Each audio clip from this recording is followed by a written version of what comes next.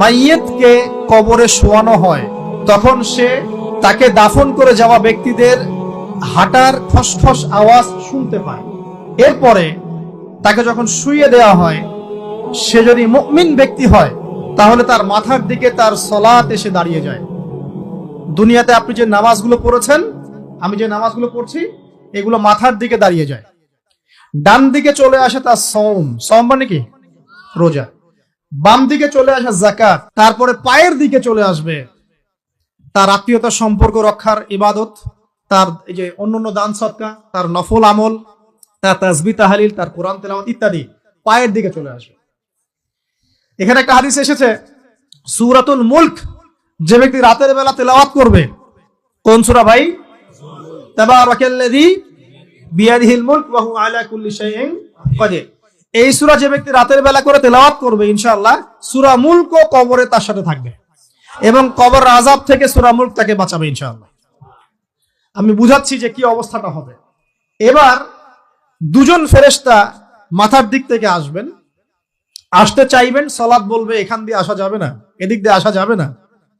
ডান দিক দিয়ে আসতে চাইবেন, এদিক দিয়ে আসা যাবে না।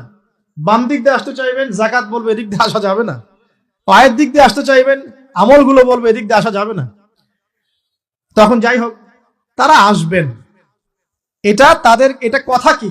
এটা কথাটা হচ্ছে যে সালাতের গুরুত্ব, মানে সে সালাত আদায় করেছে, সে আমার হক আদায় করেছে, আমি তার পক্ষে আছি, এটা পক্ষে বোঝাচ্ছে। রোজা বলবে আমি ওর পক্ষে আছি, তাকে আপনি কোনো শাস্তি দিবেন না, আমি তার পক্ষে আছি। আপনারা দুজন তাকে শাস্তি দিবেন না, আমি যাকাত তার পক্ষে আছি, এটা পক্ষে থাকার কথা। তারপরেও তারা আসবেন, চোখগুলো হবে নীল এবং কালো বর্ণ, নীলাপ চোখের কালো। মুনকার নাকি? উঠে বসিয়ে দেওয়া হবে। এবার তিনটা প্রশ্ন। প্রথমে প্রশ্ন হচ্ছে কি? মান রব্বুক, তোমার রব কে? তখন মুমিন বান্দা বুক ফুলিয়ে বলবে রব্বি আল্লাহ, আমার রব কে? আল্লাহ। পৃথিবীতে যে ব্যক্তি আল্লাহর সাথে শিরিক করে নাই, আল্লাহ তাওহীদের উপর থেকেছে এবং তার উপরে মৃত্যুবরণ করেছে, ইনশাআল্লাহ সে ব্যক্তি এর উত্তর নির্দ্বিধায় দিতে পারবে ইনশাআল্লাহ। আর দুনিয়াতে যে বা যারাই আল্লাহর সাথে শিরিক করবে, আল্লাহর সাথে শিরকের পাপে লিপ্ত হবে, ওই অবস্থায় মারা যাবে, তাওহীদের উপর থাকবে না, কোশ্চিন কালেও মান রব্বুক উত্তর দিতে পারবে না। তারপরে প্রশ্ন হয়ে যাবে মা দীনুক, তোমার দিন কি ছিল? মুমিন বান্দা উত্তর দিবে কি? দিন ইয়াল ইসলাম, আমার দিন ছিল ইসলাম। এখানে শুনে রাখেন, পৃথিবীতে যারা ইসলামকে পরিপূর্ণরূপে পালন করবে তারাই এই উত্তর দিতে পারবে ইনশাআল্লাহ। যারা ইসলামকে ঠাট্টা বিদ্রুপের হাসি তামাশার পাত্র বানিয়েছে, মন চাইলে কিছু করি, মন চাইলে কিছু করি না, সহজগুলো একটু আমল করি, বাকি কিছুর আমল ধারি না, হ্যাঁ, নামাজ পড়ি, সুদ ছাড়তে পারি না, ঠিক আছে, বছর বছর উমরা করি, এদিকে ঘুষ দুর্নীতি ছাড়তে পারি না, ইসলামকে ঠাট্টা তামাশার পাত্র বানিয়েছে, এরা কোশ্চিন কালে উত্তর দিতে পারবে না মা দিন দিনে পরিপূর্ণরূপে ইসলামে প্রবেশ করতে বলেছেন আল্লাহ রাব্বুল আলামিন। যারা পরিপূর্ণরূপে ইসলামে প্রবেশ করবে এবং ইসলামের প্রতিটা মৌলিক বিধান মেনে চলবে, ইনশাআল্লাহ তারা এর উত্তর দিতে পারবে।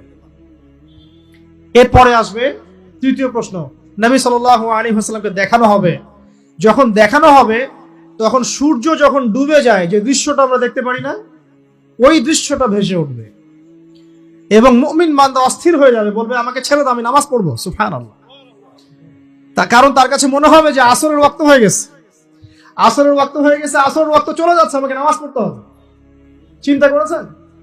ওই যে একটা হাদিস আছে না, যে 7 শ্রেণীর মানুষকে আল্লাহ রাব্বুল আলামিন আরশের ছায়া দিবেন, তার মধ্যে এক শ্রেণীর মানুষকে যার অন্তর মসজিদের সাথে ঝুলে থাকে, তার মন মসজিদের সাথে ঝুলে ছিল, এই সূর্য ডুবে গেল বলে আমাকে ছেড়ে দাও, আমি নামাজ পড়তে যাব। তখন ফেরেশতারা বলবেন তোমাকে নামাজ পড়তে দেয়া হবে, তবে তার আগে তুমি এর উত্তর দাও। কি উত্তর? এই ব্যক্তির দিকে তাকাও। তখন নবী সাল্লাল্লাহু আলাইহি ওয়াসাল্লামকে দেখানো হবে, সাল্লাল্লাহু আলাইহি ওয়াসাল্লাম দরুদ পড়বেন, বলা হবে যে এই ব্যক্তির সম্পর্কে তোমার কি ধারণা?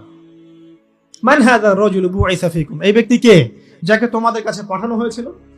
মুমিন ব্যক্তি নির্দ্বিধায় বলে দিবে যে তিনি হচ্ছেন আমার নবী মুহাম্মদুর রাসূলুল্লাহ সাল্লাল্লাহু আলাইহি ওয়াসাল্লাম। দেখুন, পৃথিবীতে যে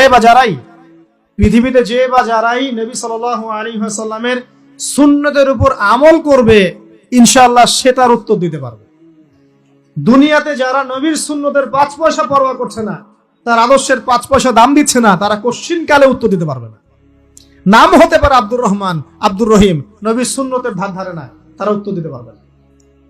তো নবীর সুন্নতের গুরুত্ব কত গভীর, এটা আমাদেরকে এখান থেকে বুঝতে হবে।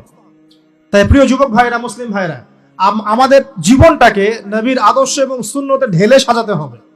সকাল থেকে সন্ধ্যা পর্যন্ত প্রতিটা কাজ করবো কার তরিকায়? রাসূলের তরিকা। নামাজ পড়বো তার তরিকায়, রোজা, সিয়াম, হজ, জাকাত, আমল, মুআমালাত, আখলাক সব কার তরিকায়? নবী সাল্লাল্লাহু আলাইহি ওয়াসাল্লামের তরিকা অনুযায়ী ইনশাআল্লাহ। আল্লাহ পাক তৌফিক এনায়েত করুন, আমিন। এবার ফেরেশতা দুইজন জিজ্ঞাসা করবেন অবাক হয়ে যে তুমি কিভাবে এটা জানলে, তুমি কিভাবে এই 3টা প্রশ্নের উত্তর দিতে পারলে? কারণ বেশিরভাগ মানুষ তো উত্তর দিতে পারবে না, বেশিরভাগ মানুষই এই উত্তর দিতে পারবে না। কারণ কিয়ামতের মাঠে 1999 জন মানুষ জাহান্নামে যাবে, নাউজুবিল্লাহ। তো এটা কঠিন পরীক্ষা।